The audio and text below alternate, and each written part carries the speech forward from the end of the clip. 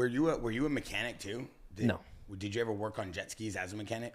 No, my dad did. My dad came over from Europe as a factory Yamaha mechanic for jet skis, and that's how he really got into the jet ski scene. And he started me on that when I think my first time on a ski alone, I was 2.5. No way. Yeah, on a stand-up. That's dope. Stand-ups are hard as hell to ride. Yeah, I don't know. I seen photos, and I was like, I don't know what I'm doing. I don't know how I did that. I almost drowned. I've only been on stand-up one time. I almost drowned at Lake Isabella in Bodfish near Kern County. We had a bunch of houses up there. My family grew up there, and I just drowned almost. Yeah, not good. Yeah. This dude will drown in his bathtub. Yeah.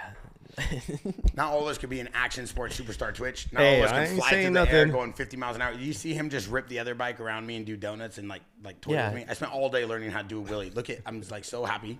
And then he does like 6 of them, like with your eyes closed. You know what? Can I say something real quick? I am so impressed with how difficult it is to ride this thing just on flat ground, let alone on a track with rocks and bumps and dude, the shit they were doing last week in 103 degrees, hot as hell. I have a whole new level of respect. That was gnarly. Yeah, it was brutal. I don't think anybody, unless they've ever been on a 450 or a 250, a bike that moves.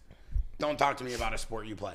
First of all, that thing I feel like I'm going to crash into a wall, which I did twice today. Second of all, they go so fast. There's so many things you got to remember. The balance, like full-blown athlete. Like you literally look like you could be in Blink-182. You don't look like maybe like a LeBron James, right? Yeah. But you're more of an athlete than probably anybody in this place. Because that thing is like one of the most insane, I don't know. I don't even know what it is. It's between hand-eye coordination, crazy like torquing, core stability, your legs. First of all, you got to be amphibious. You got to use both hands at different times. Like there's a whole bunch of things going.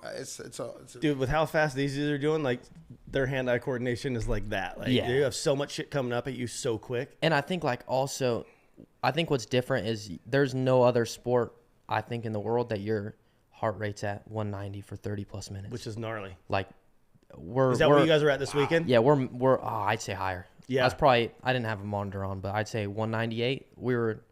It was hot. End of Moto 2. They even shortened the motos a little bit, right? Like Moto 2 was 25 plus. Did it still feel like it was long as hell? Actually, no. No. I was hoping that the second moto was going to be 30. Yep. Just because I was used to the heat. Obviously, it was hot. I trained a little bit there last year. It didn't bother me much. So I wanted the extra 2 laps, but obviously. How was your recovery in between motos last weekend? Good. Dude, it was gnarly.